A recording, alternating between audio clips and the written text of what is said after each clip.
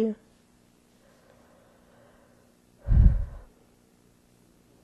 I never liked school very much. I thought it was boring for the most part. I had a few teachers that were interesting, but most of them just made me memorize.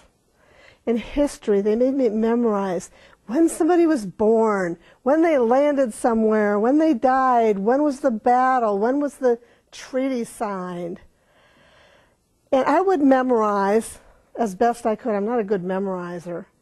And I'd take the test and I'd do okay. And a week later, my brain would do a flush and it would all be gone. This week, I opened a book. It's actually an old book.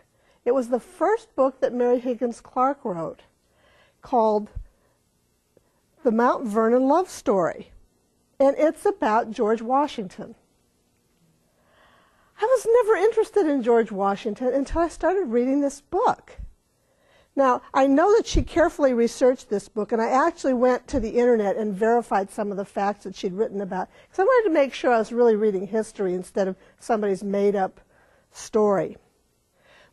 But as I read the story about Washington being tall, well over 6 feet, I thought, I never knew that. I always thought of him as being a little guy. And his wife, Martha, was called Patsy all of her life. I didn't know that either. And George had smallpox when he was a young man. I didn't know that.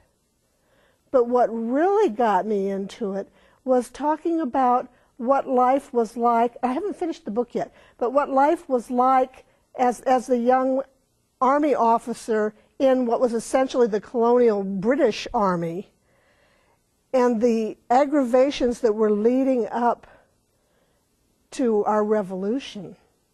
And I really got emotionally involved in this book because it's history being told to me as a story. And it's got context, it's got people, it's got emotions. I could visualize what was going on. I could feel the cold that they were describing. I could see the springtime.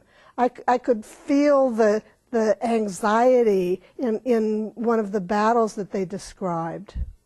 And I really got George Washington for the very first time because of the story.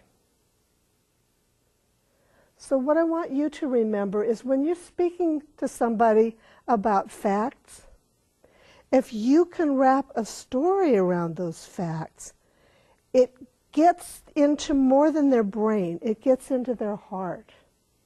They can actually feel what's going on in the story when you describe the events that happened visually, auditorily. Tell us what it smells like. All of the different senses, because different people learn in different ways. And when you can talk to people in different ways that engage different parts of them, they're much more likely to get what you want them to get.